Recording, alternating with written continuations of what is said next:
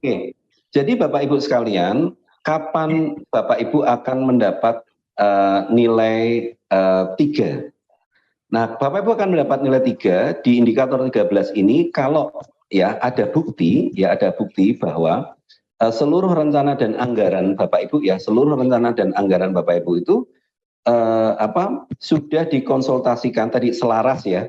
Kan selaras, jadi ada keselarasan, dapat nilai 2 itu kalau ada keselarasan antara peta rencana dengan DPA ya, dengan DPA. Jadi apa yang ada di perencanaan SPBE sama apa yang di perencanaan keuangan OPD itu ternyata match gitu ya, match. Nah, itu dapat nilai 2. Kalau Bapak Ibu hanya bisa membuktikan dan hanya sebagian, kemudian konsultasinya ke Kominfo tidak dilibatkan atau Kominfo hanya sebagian yang dikonsultasikan. Nah, agar bisa dapat nilai 3 Bapak Ibu sekalian, maka renja RKA-nya itu seluruhnya sebelum jadi DPA itu dikonsultasikan dengan tim TIK. Misalnya kalau di Pemda itu tim Kominfo, kalau di kementerian itu atau instansi pusat itu pusat TIK gitu ya.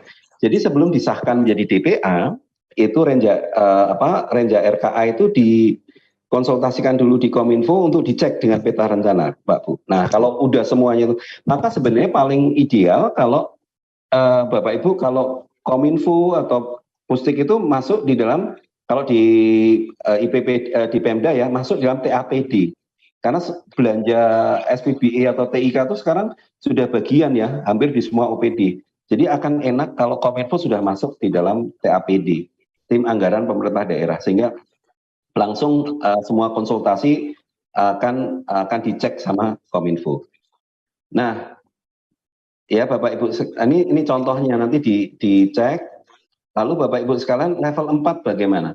Level 4 Bapak Ibu apabila tadi ternyata sudah ada selaras antara peta rencana sama OPD sama renja RKA DPA, lalu sudah selalu sebelum dicetok jadi DPA itu ada notulen, selalu ada SOP-nya harus direview sama Kominfo ya, atau Kominfo masuk di dalam tim TAPD sudah.